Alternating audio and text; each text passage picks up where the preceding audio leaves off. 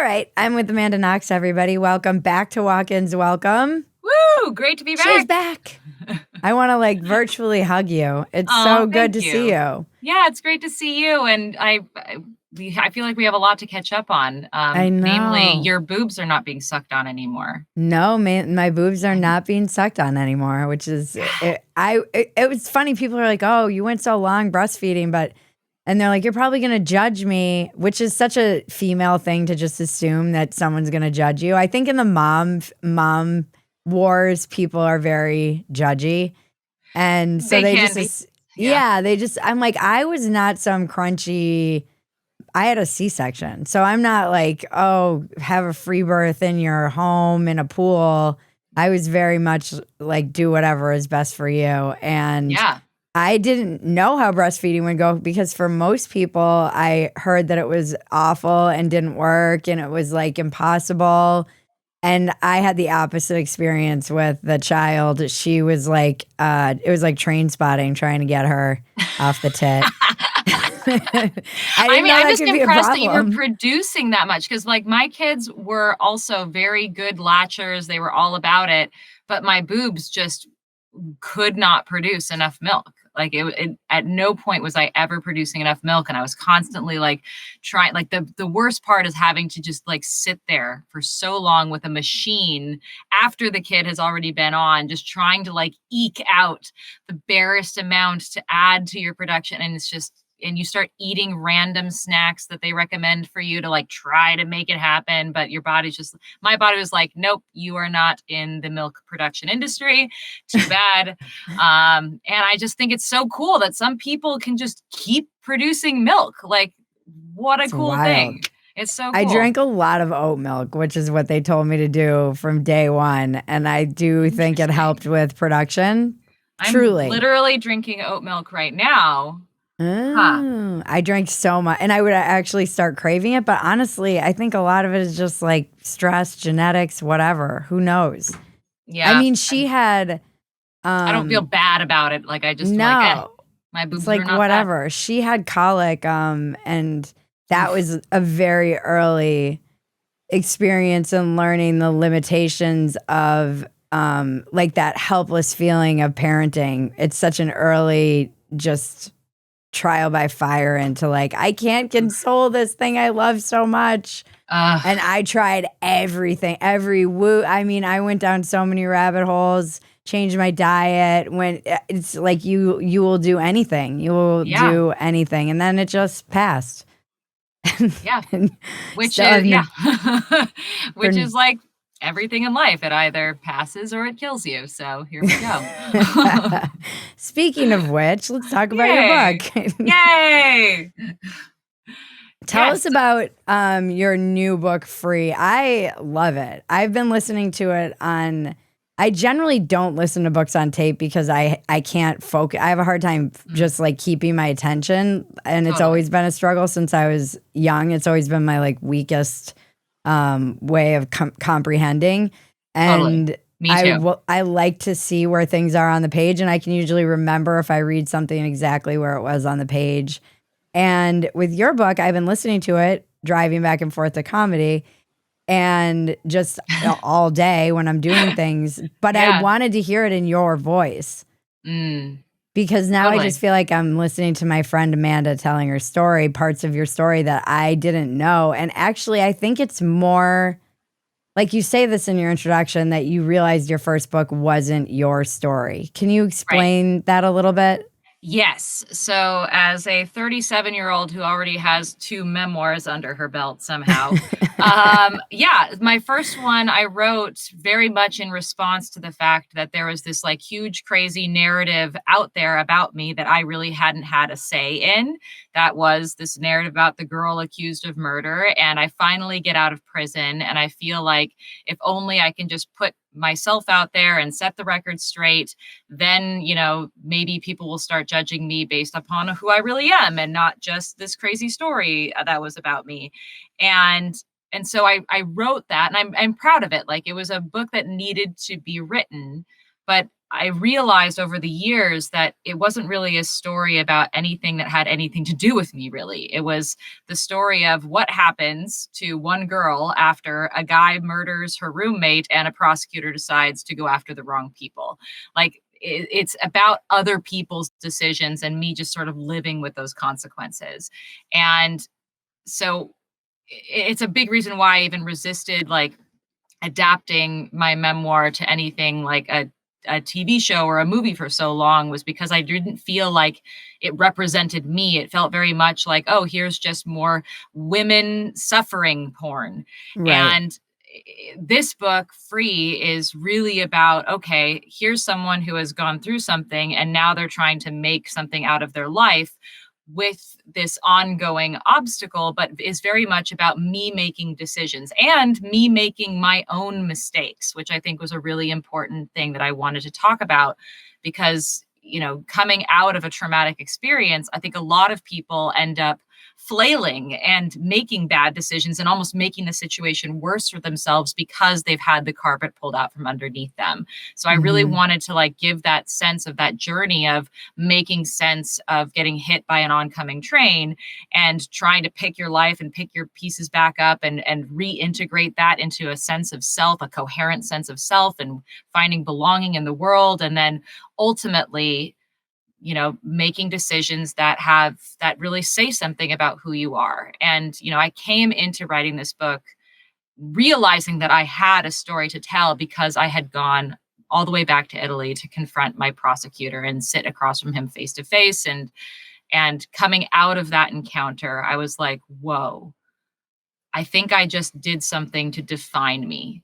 And I needed Right. to sort of go back in time and rewind and like tell the story of how I got there. So that's what this book is about. And it's really a book. Also, one more note on that before I let you talk.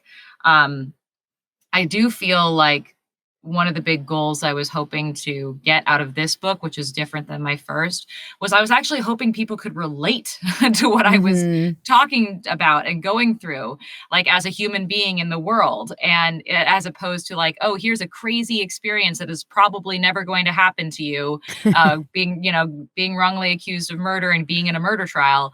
Like, no, here's like real life. And here are things that I think everyone is going to grapple with at some point in their life, certain existential crises.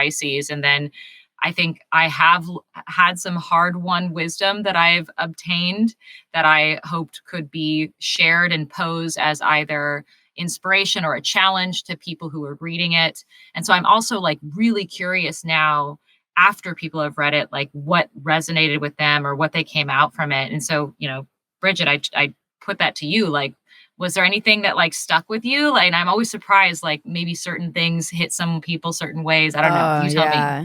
It was one of those experiences where so much was hitting me and that I found relatable, and then I would feel bad for relating to it because I'm like, well, you can't tell her that you related to this from your experience because Yes, it's you not can. even in the Yes, you same can. realm of like, I understand it's all relative, but it still feels like, hey, remember how you were locked up in prison? I can totally identify Yes. with that feeling you had in prison. But there were moments, like I loved how you were describing how you survived in that, because look, not the same at all. Not even close to the same. I think so many things when I'm listening to you and reading this book, and I just love you. It's so crazy. You were so young, first of all. People Yeah. don't seem to understand how young you were. You were 19, right? I was 20. 20. I just turned 20. Yeah.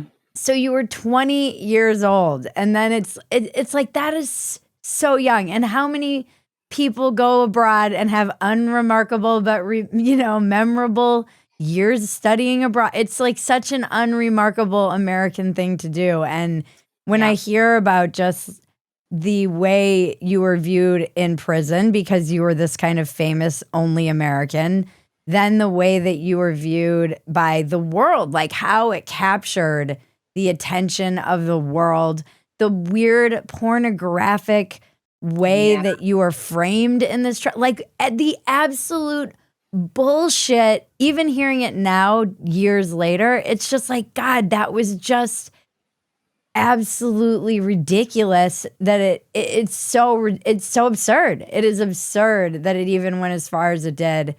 And then that you had to go through it again. That part of your story, I was not really. It was nice because it showed me. Because I know we all know like the details, or maybe not everybody does know, but many of us know the outside details of that. How you had to get retried again, and then, but all of those little things of like, you just weren't finding freedom when so much of this was completely out of your control is something I think it's true everyone can identify with, even if it's not as like an insane, extreme trial by fire, literally way that you had to learn these lessons.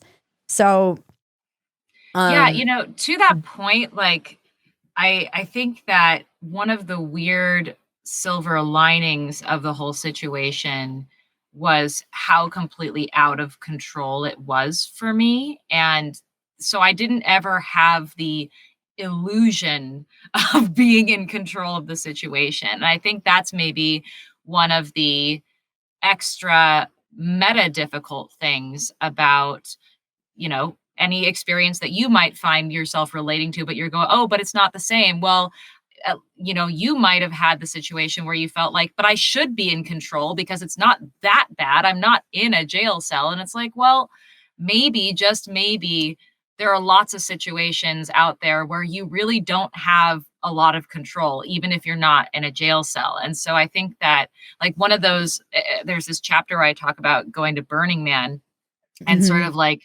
grappling with the fact at a certain point where I was like, why do I still feel sad? Why do I still feel like I'm trapped in my own life? I'm not in prison anymore. I should be happy and totally cool and okay now. And I'm not. And so I like wrote on this little card that someone gave me at this like wine and watercolor painting camp at Burning Man, I wrote, pain was simpler in prison, because it was like, it made sense why I was feeling existential crisis and despair. And so when you feel existential crisis and despair outside of a situation that isn't obviously horrible, you like that. I think that's where you start to grapple with like feeling doubt about yourself, or like it just adds an extra layer to the existential crisis. And I think for me, I just like pull back and go, well, are those situations actually different from a experiential standpoint? Because yes, on the one hand, they're like the prison where I couldn't even open my own goddamn door. Like that was a whole other level, but there's a sort of psychological door that you can't open in your own life that is equally as frustrating. And then you start feeling bad about yourself because you're like, wait, don't I have control, or is that an illusion? And I think grappling with that question of like, is freedom an illusion? Like, is this thing that was stolen from me that I'm trying to get back in my life, does that even exist? And if it does, what does that actually look like? I think that's why I called it free, is because it's like this, once my freedom was stripped away from me, it became the most important thing that I could possibly get back. And I go on this journey to try to get it back. And it's not necessarily what I thought. Like it didn't end up looking like what I thought it would look like. Yeah, there's so, I mean, this is why with like depression, when telling yourself like, well, I'm lucky I have it so good, will make it worse. It's totally. Like even depression itself can feel like a like self-imposed prison that you can't escape. I know I've been in relationships where I felt like I put myself inside like prison that I couldn't get out, that I could get out of, but it was like I walked myself into it. There were the thing that really resonated with me as someone who a lot of it resonated with me, but I was not in prison, but rehab at 20 years old. And it was one of those moments where I had to look around and go, how did I get here? Like, how is this my life? It was me, 40 other women. They were mostly all trying to escape, like, going to jail. It was kind of their, like, last chance in the courts because it was a state-funded rehab. So I was very much a fish out of water. I can identify with that in your story, and also just the trying to make the best of it. But then getting out of rehab, and I think so, I'm sure you hear this from people who are in jail all the time, just it's reintegrating into life when you get out. It's like that famous kind of story about prisoners who don't know what to do when they escape because they don't actually believe they can get out. Right. And it must have been so surreal for you you're kind of always hoping to get out. You're imagining this life. You had to go through, like, letting go of imagining that life while you're in prison, and then being put on suicide watch, and then getting out, and then you're out. And now you have to envision that it's like I cannot imagine what there's just so much. Like, there's so much there. It's a lot. Because you were so young too. So, like, that story about Mike, I'm like, I have been there. I got out of a marriage and I got into a relationship with an absolute psycho who everyone in my family said, this guy's a psycho. And I still walked right into it, and it ended in disaster. And it was partially because I was so broken coming out of so many of the things in my life that I hadn't really fully integrated or processed. And I was so young when a lot of this stuff happened.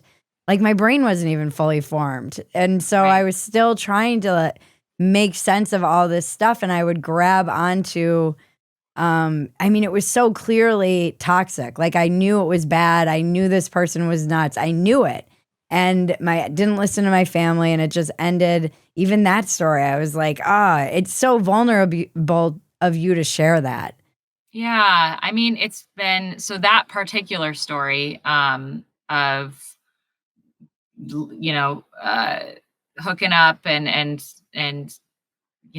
inviting a person into my home and my personal space who I could not trust, and who ultimately was conning me and was everything, like the chilling realization that he was, just like the person who murdered my roommate. Like that was how close I got to that kind of person.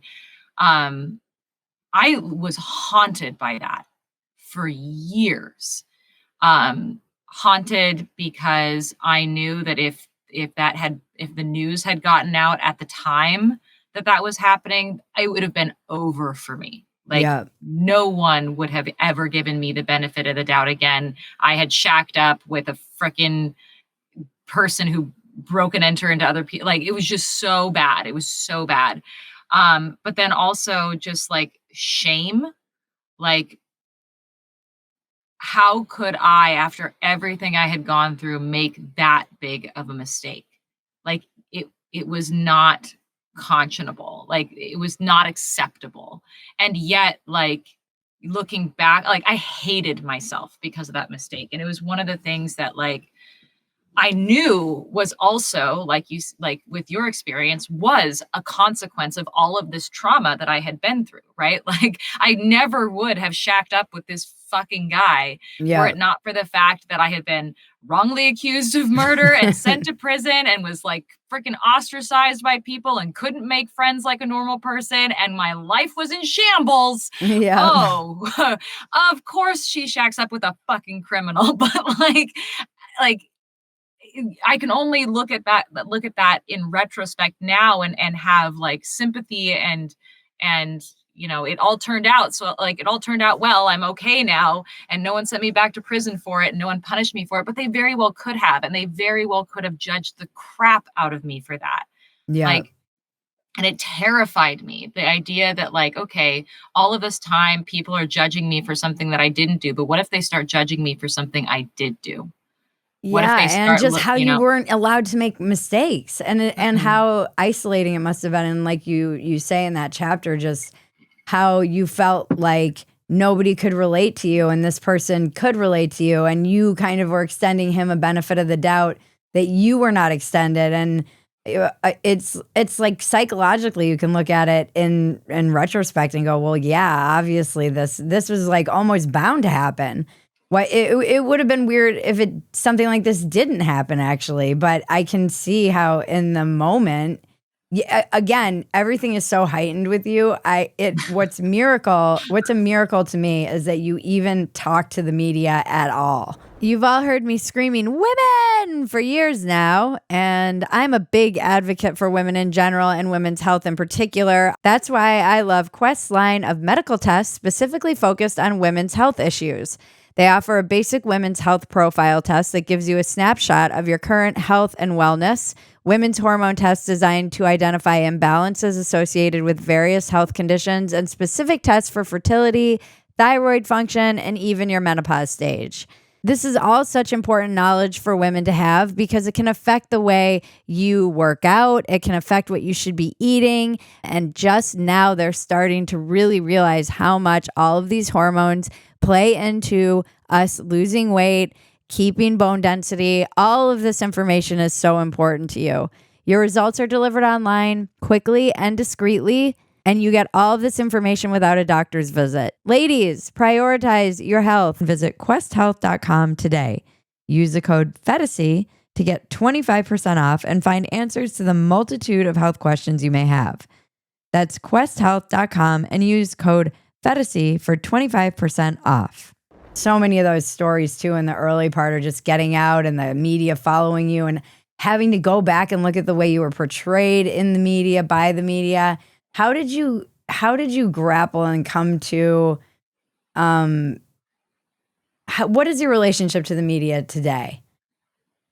Great question. Well, back then I felt like I was in a hostage situation. Like I didn't really feel like I had a choice whether or not to talk to the media, because the media was literally stalking me. Like I could not go out my front door without, media people just following me around. And it's not just like in the early days, like for the entire time that I was on trial.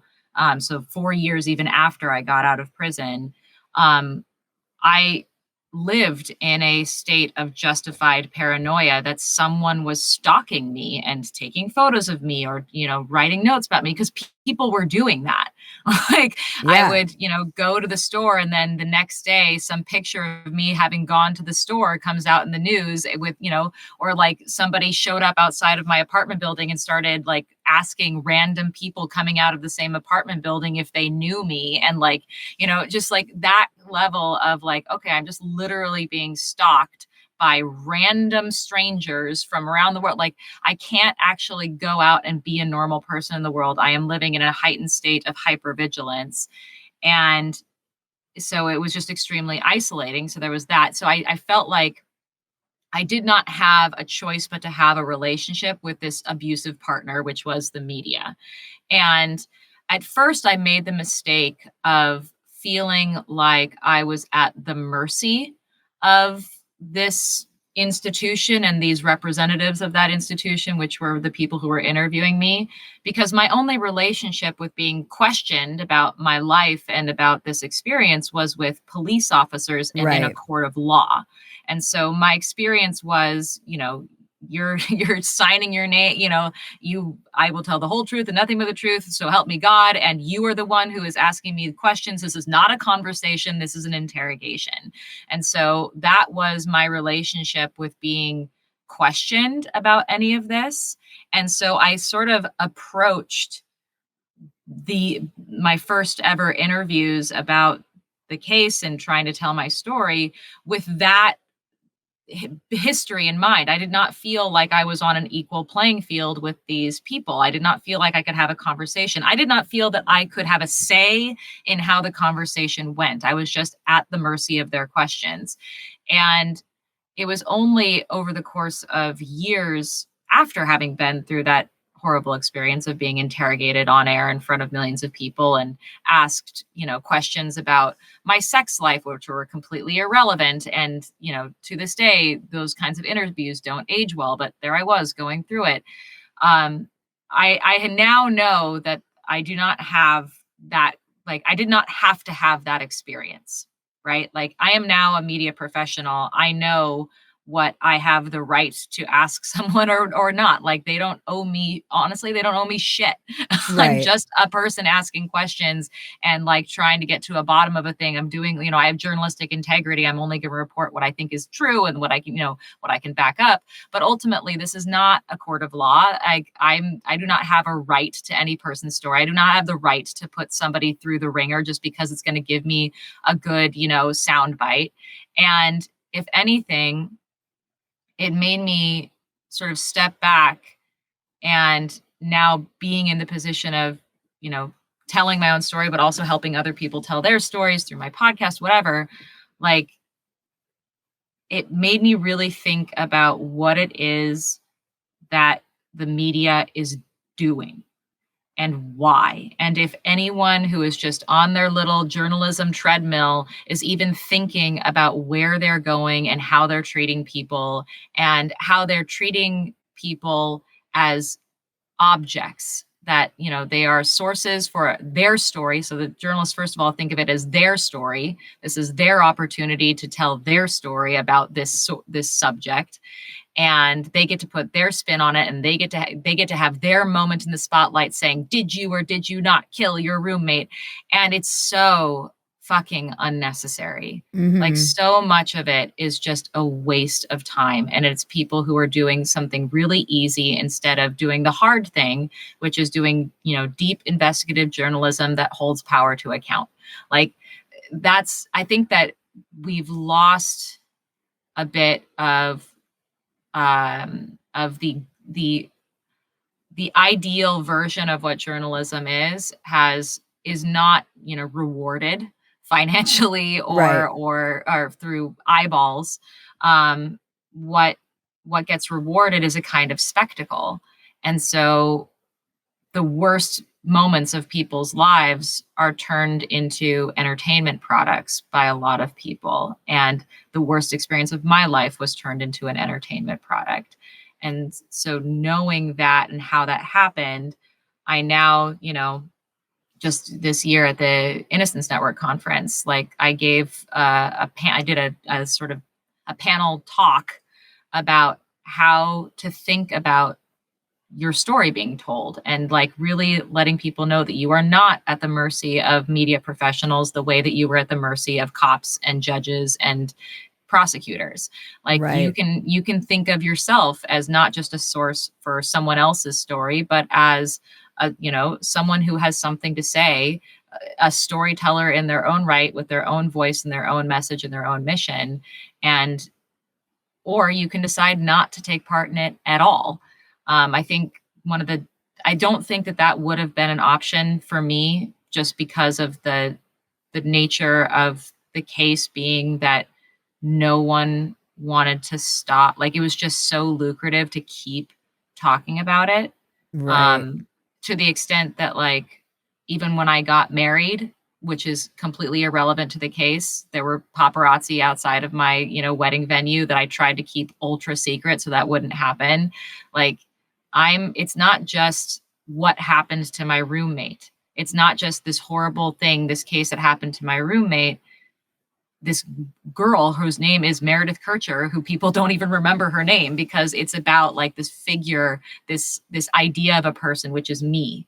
That is ultimately the thing that is selling the paper and the media. And so it's not even the case, which is in the public interest. It's what is getting people's attention. And it happens to be an enigmatic young woman. As you have gotten older, had kids, been married, and time has passed on this, what do you think it is that was so, I mean, I'm sure it's different for everybody, but what do you think it is that was so capturing? Like you said, people don't even remember Meredith's name. it's you. What is it that was about this story that made it so lucrative and made it so compelling? Well, I think it was this. I think people were really captured by this idea of like, oh my God, what if she did do it though? Right. Like, it doesn't like this looks like a crime that you see every day where there's a man who Right. breaks into a house and rapes and murders a girl who happens to be in the house. Like, that's a crime that we hear about every single day. You know, who cares? I mean, we care, but like, who cares? The thing that really captured people's attention was this idea that a man's crime was committed by the girl next door. And like, Right. ooh, but what if she really did do it though? And it seems enigmatic enough because, oh, did she behave like an innocent person or did she behave like someone who's got something to hide? And, a lot of, I think there was, a huge factor was my false confession, Yeah. which was, I think that was a huge contributing factor.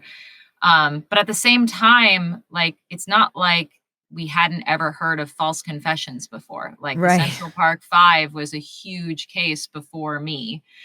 And no one, like, people realized what was going on with that case. And yet they still cling to this idea of, well, she falsely confessed, so she must know more than what she's saying. No one would ever, like, if I were in her shoes, I never would have, claimed to have witnessed the crime if I'd never had, that I didn't love how happen. So, people think they would know what they would do in your shoes. It's like yeah. literally no one knows what they would do in a situation like that in the thick of it. One of the things that I love about your book, one of the many things, and it's funny because I'm sure your first book is the story, the lucrative, like, it's the kind of, I'm sure it's There's the twist and sold turns of the sold case. really Yeah. well, and it's the kind of juicy thing. And to me, this book is my favorite of the two, but it's because it's so much more psychological. Even the way that you go into looking at how, because it happened in Italy, the seat of a Catholicism, and all of this like weird shit we have collectively in the West in particular, but globally, about the Madonna and the whore and the good girl and the bad girl and the Yeah. The relationship that pitting of women women against play. each other. Yeah. Yes. Yep. It's just like, of all places for this to happen, there was something additional in your case, in the way that it was framed, in the way that it was perceived, and just the way Italians even viewed it, that is so fascinating. It didn't even truly occur to me until I read this book. It's just, it goes so much deeper into like you wrestling with God and having your relationship with what was he? Was he a priest there? What was his role? Yeah. His name is Don Saulo. So Don meaning like father, basically. Don Saulo was the chaplain at the prison. So he's Catholic priest who is there every day except Sunday, and he does mass on Saturdays, and then just spends the entire week in prison with us. Taking confession, getting people things that they need, just in general, being like a nice guy, putting on movies for us so that we have something to do, like just someone who's there to just care for us on a spiritual and emotional level. Became a really, really good friend of mine just because he's a good guy, like of just the kind of guy who will cry his eyes out at the end of watching Kung Fu Panda. Like that's the kind of guy, that's my guy. And I loved him so much because he was able to hold my hand when my family couldn't.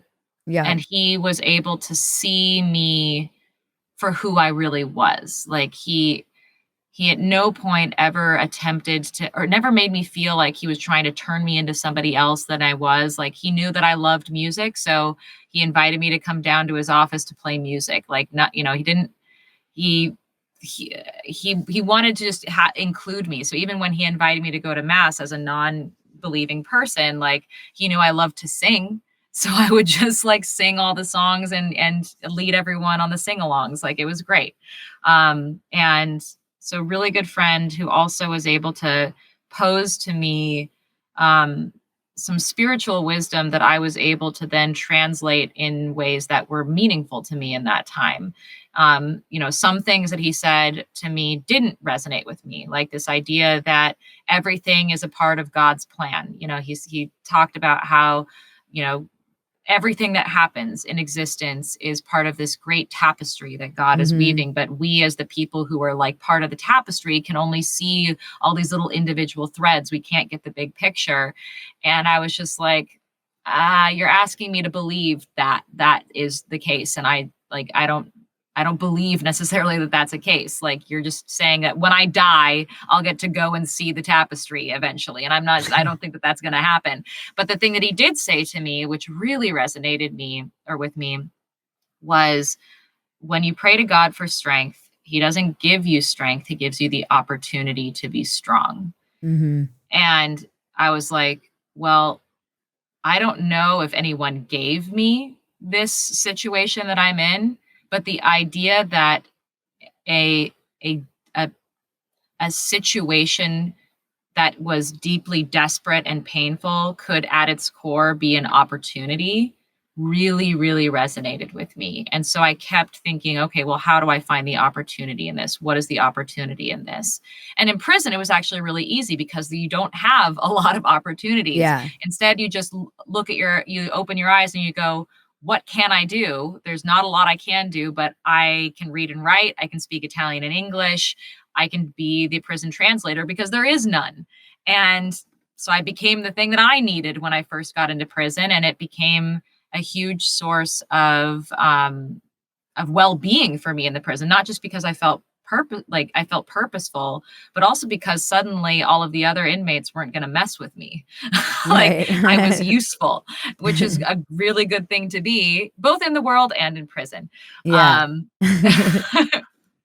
Like, if people need you, they don't want to mess with you. Yeah. And like, if you don't want people to mess with you, be necessary.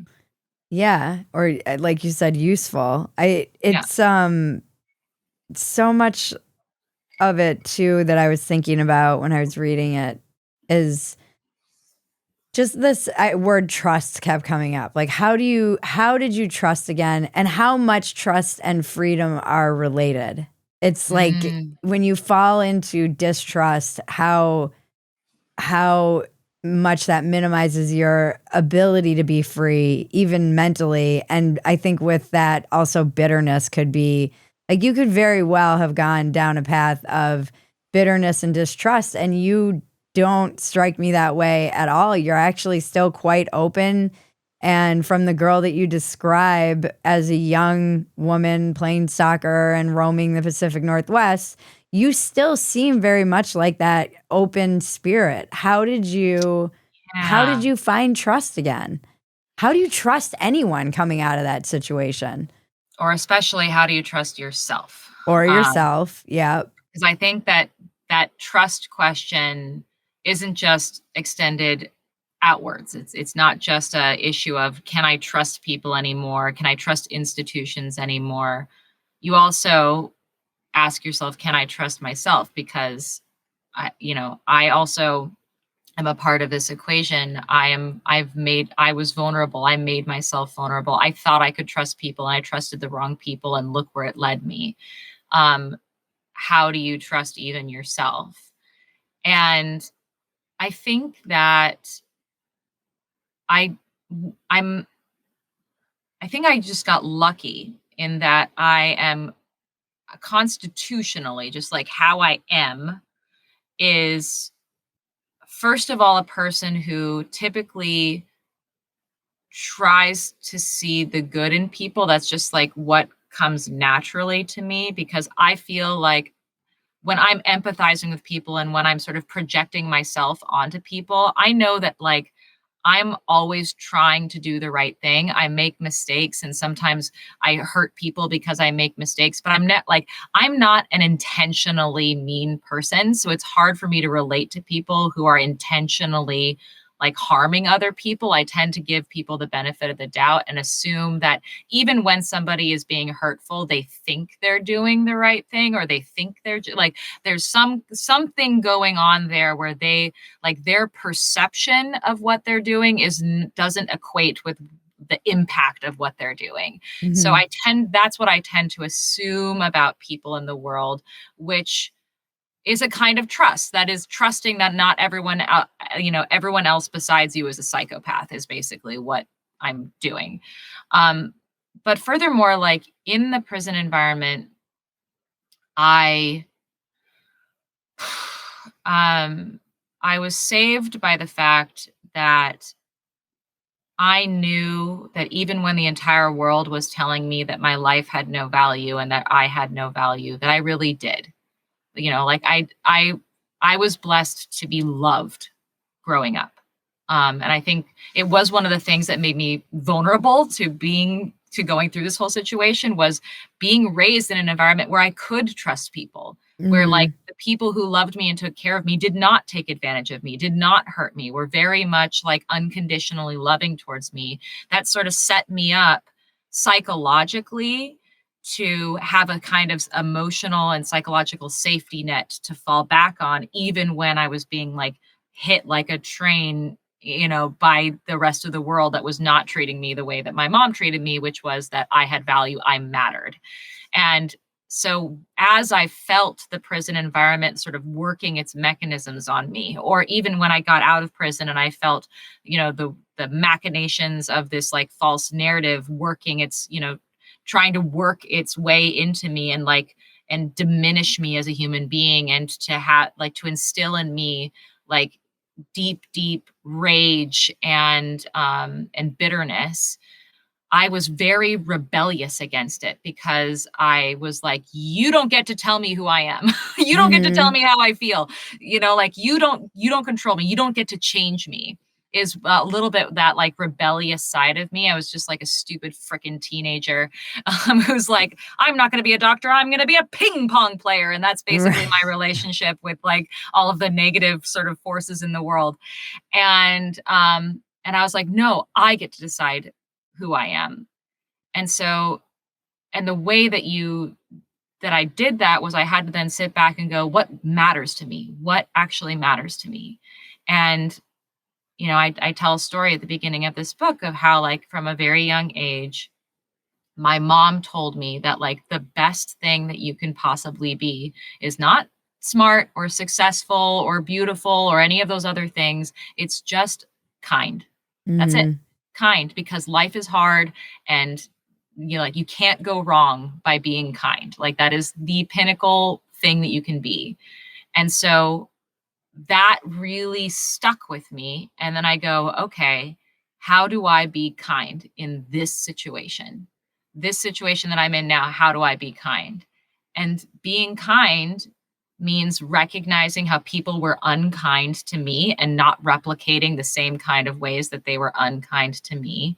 But it also means going out of my way to be kind to people who do not necessarily deserve that of me. And I'm still like on that journey. Like I went straight for my prosecutor, but like one thing that I'm really curious to do is to reach out to people who vilified me in the media and to be Mm. like, "Hey, you've grown up maybe. I've grown up a lot.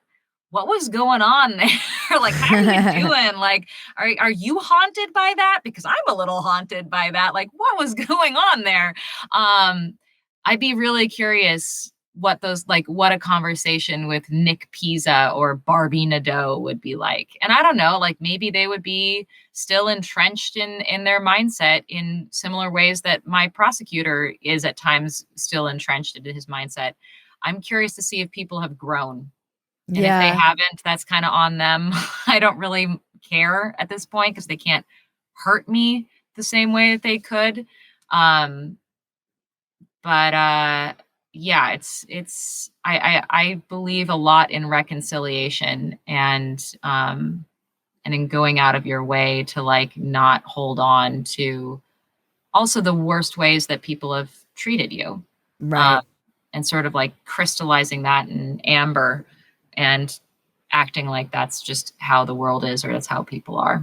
Yeah, I mean, you could have had a whole Kill Bill arc, where you just go on a like vengeance tour and take everybody, hold everybody to task who vilified you, and you still seem very sweet and not. It's kind of I think it is a testament to your constitution and being loved, but there does in your book it seems like there was a lot of actual work that went into it. It's into the kind of rebuilding that trust with Mhm. yourself. And this is something that, again, I really identify with. And I still say this to my husband all the time. I don't think he suffers from it in the way that I do, but because I was being in recovery, I say, and this is people are always like, oh, you need to be more of an authority in media and you don't own your voice and you're always telling people not to listen to you. And part of that is just, and I've said this, being in recovery, I don't really trust myself because I Mhm. know how easy it is to lie to myself. I also know the scaffolding I've had to put around my psyche in order to survive certain situations. I'm not exactly sure all of that has come down. I'm not. So there are parts of me that are definitely still doubting. And he just does not. He's like, well, at some point you have to trust yourself. And I'm like, well, Mhm. I do more than I have, but there is always a part of me that is a little doubting of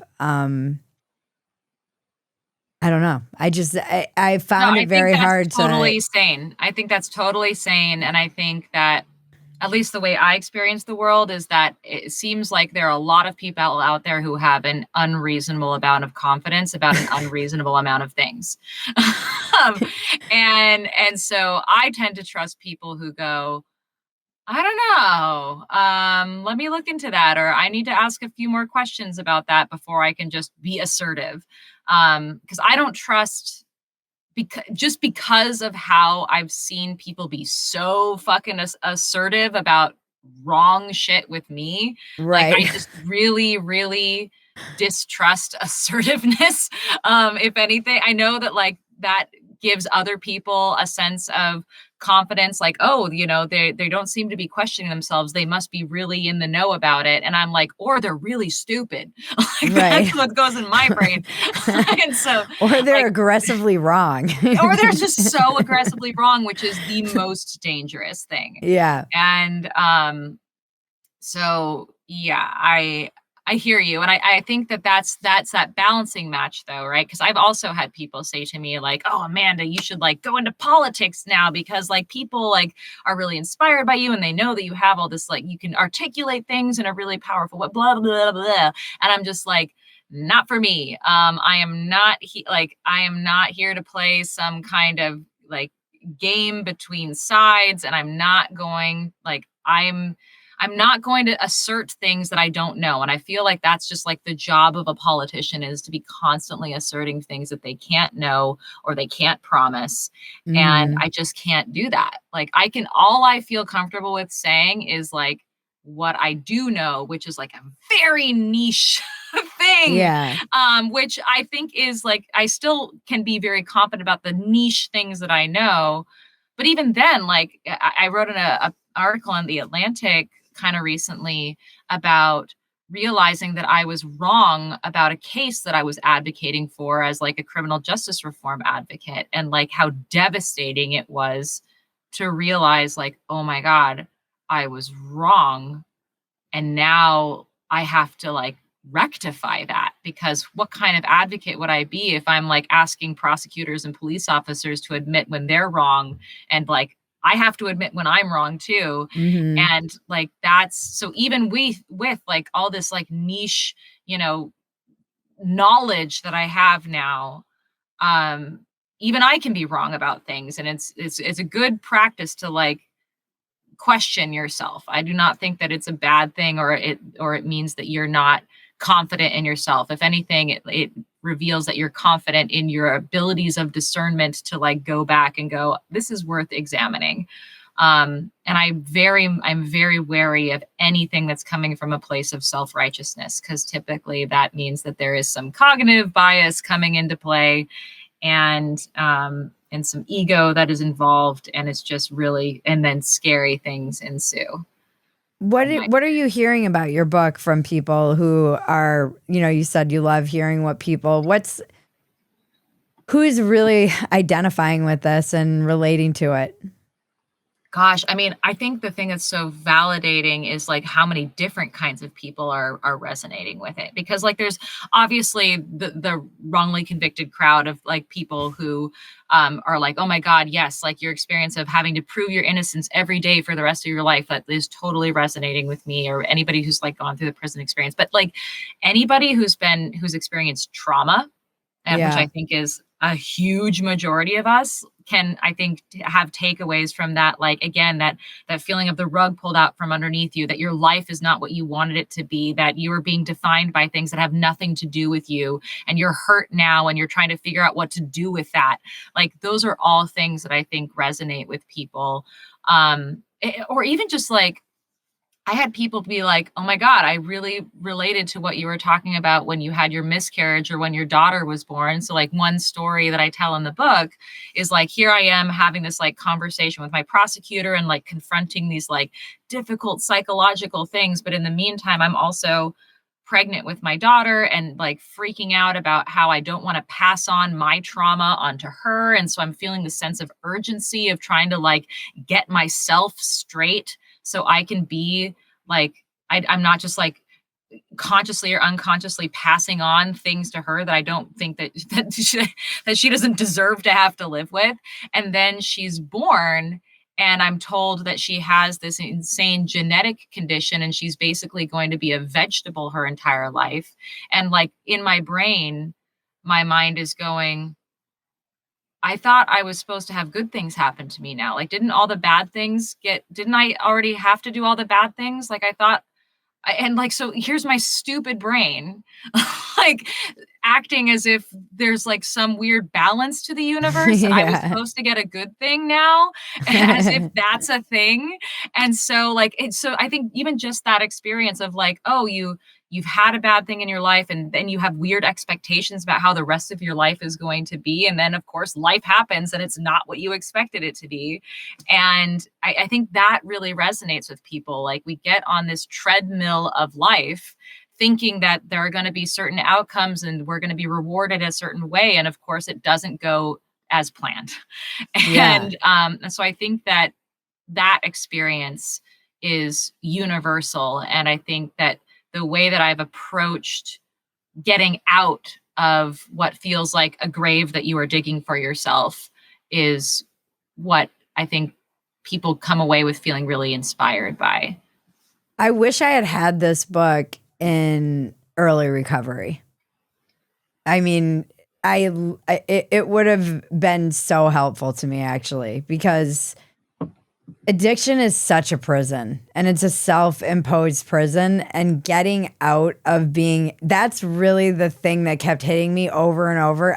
It like, even hearing you getting emotional in certain moments, it was, I remember like not being allowed to see my family when I was in rehab and just having them it was, there were so many things that, again, not the same, but it kept hitting me in just waves of like getting out of rehab, and then feeling like I kept waiting for my life to start and not knowing how to start it, and not knowing, making so many mistakes and thinking that I would feel better and actually feeling worse than I did somehow because I was just in survival mode when I was in rehab, and I was like the cheerful one that made everybody laugh and tried to like keep things light, and I was a little bit like the clown of the place, and I was there for like 8 months, and it was, and I had I remember like bike riding to a coffee shop, like getting those jobs that you just have to get, because literally just rebuilding my life, and then having so many other bad things happen right on the heels of that, like getting out of rehab and having something even worse happen, and and thinking very similar things. Like I thought things were supposed to get better, and now this other thing came along that made heroin look like a walk in the park, and having again to pick myself up and psychologically keep going and wrestling Yeah. with God, wrestling with those trite things that you hear in recovery, where it's like in early recovery that I used to just like physically flinch against when I would hear them, like let go and let God, and it just I was like, what oh, God's gonna pay my rent right now? Yeah, Okay, exactly. I'm sure my landlord will love that. Don't worry, God's got this. Yeah, like that's so fucking real, Bridget, though, because like that's what this book is meant for. Like, my biggest hope is that like someone's like, you know what? I have a friend who's like in transition or who is in a period of like questioning their life or questioning themselves, and like they just kind of need to read this, so they, not because like they can do the same thing that Amanda did, but they can ask themselves the same questions and maybe find some sort of clarity. That would be really gratifying for me to know that it had that impact. It's helpful for me now, even trying to process some of that. It's still, and even looking back and seeing, because I was the same age as you when I was in rehab, so I was 20, and just like it was a long journey to get kind of settled in myself and in my life, and even to a point where I felt like I had a career, and I didn't stay sober. I went back out and wasn't doing those hard drugs, but still kept partying, and then didn't get sober until 35, and feeling like such a loser at 35 years old. Like I mean, I cannot tell you how much of a loser I felt like in those first 2 years of sobriety, and just wrestling again with feeling like I'd made so many mistakes and like I would never be free. And I think your book is it could apply to so many things, like getting out of a marriage is so disorienting. Bad relationship. Yeah, bad relationships. Totally. And feeling like you've just lost years of your life for what? Or reinventing yourself at 50 in a new career. I mean, I do think it's what I took from it personally was just actually, in spite of how remarkable your story is, how relatable I found this book to be. Awesome. That was really that means so much to me. That means so much to me. I can't tell you. Yeah. And, I love that you brought up like reinventing yourself at 50, because one of the things that I was really surprised by was how much the AARP loved my book. Like they wrote like a rave review and like listed it as like one of the top books of the year. And I was like, really? It's I'm so 37. Good. What do I know? You know a lot though. I mean, it's spiritual, this book. It's not religious, even though it touches on religious, but there is something, I kept feeling waves of just relief and kind of God reading it or listening to you read it. I don't know. I think it's phenomenal. You are also a great writer. Like I can hear you. Thank you. It was really hard to write, but also. Yeah, I would imagine it would be, actually. I would imagine that this one harder than your first one? Yes. Because like the first one, it was like, I just have to like tell the facts. The story. Like I just have to, like, there's one fact after another. This one was more like, this is not a true crime, documentary where I explain this, then that, this happened, then that happened. It was way more of here's a psychological journey. Yeah. And so where are those like ups and downs, and how did they happen, and how do they, relate to each other? Because I originally wrote it kind of thematically, and then I realized that there were some interesting juxtapositions happening when you put them in the chronological order that they were. Like, oh, I was talking to my prosecutor, but also I was pregnant, and then also this was happening. So like that led to some interesting developments, and that was cool to work out with my editor. So amazing. What's your biggest defective character? My biggest defect of character, I am so grumpy when I'm tired and hungry. Like, it's outrageous how grumpy I am. Like, it's not okay. And what's your biggest asset other My than biggest resilience? asset, yeah, I'm very resilient. I have an infinite well of silliness, and that really helps me navigate the darker moments of life. And where can we find you in your book? You can find me at amandaknox.com, and you can find my book wherever you get books, but mostly probably Amazon now. I wish we had more time. Bookshop.org if you want to get from a local. There you go. Bookshop. And you'll have to come back on and talk to me about comedy because I do want to talk to you about that. Yay, because I'm like literally working on a comedy. I'm like came off of writing I'm working on a comedy thing right now, and it's great. Kind of starts out with how my whole thing was like an eat, pray, wrongful conviction sort of situation. Yeah. So it goes from there. It unravels from there. There's always comedy. There's been enough time, I think. Oh, yeah. And also like the level of absurdity that we get to make fun of is just out there. So amazing. It's ready to be made fun of, I think. Yes. Well, Amanda, I love you. Thank you for writing this book. Everybody, I have it right here. Everybody go buy it and read it. I think everyone would take something from this, truly. It's really beautiful. I think so too. Yeah, thank you. I appreciate you. And thank you for writing it. And thank you for your time, as always. I miss you. Thank you. Yeah, I miss you too. I'll catch you later. This has been Walk-Ins Welcome with Bridget Phetasy. I'm Bridget Phetasy, and you're welcome.